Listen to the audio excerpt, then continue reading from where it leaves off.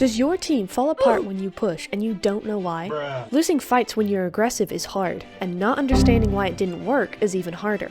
I've been there, but watching professionals helped me figure out exactly why so many well thought out pushes don't work, and today I'm going to show you where you're going wrong and how to fix it.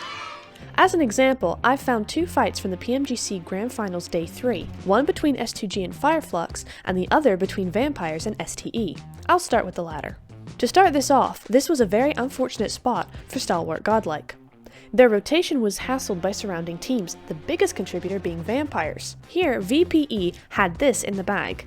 The nature of the hayshed and the timing of the push should have made this an easy victory and wiped STE off the map, but something went wrong. Vampires made a mistake that was so obvious and yet at the time so nuanced. They didn't push enough. Look at this. They make the push. Fluke stops a little short in his vehicle, Scry is in Ravenclaw and Schwepp's way, but Ravenclaw takes him out, and then they stop. Look how far out they are from the target. There is no way to push forward from that. They're within the nading distance, and now STE will be up with 3 with both soft and hard cover. Sure, a couple of mollies and a third party from BRU bring STE back down to the solo Pika, but now T2K have spotted Vampires and it's all going wrong.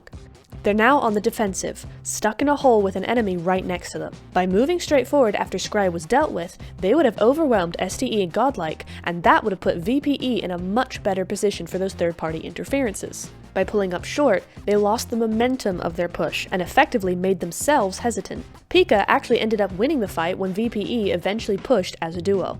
Moving on to the S2G Fireflux fight, we see the same problem. Fireflux had the right idea at the start. They got the knock and made the push. The terrain would have allowed them to full send, and with S2G down to 2, a strategic 2-2 or 3-1 push would have been easy. But instead, they made the exact same mistake as Vampires. They stopped short. Of course, the nade shot out from S2G's side and the whole thing was put in jeopardy. Fireflux was able to get themselves out of the scrape, but all in all it was a very luck-based win. Had S2G had a better grip of their position, and had Razy's nade not been blocked, Fireflux's story would have ended much like Vampires' did, and probably quicker. Disclaimer: these pushes are different to intentional half pushes. I'm not saying that every push should be a full send. There are different types of pushes, but the two talked about here were clear full pushes that fizzled out halfway through and got the team stuck.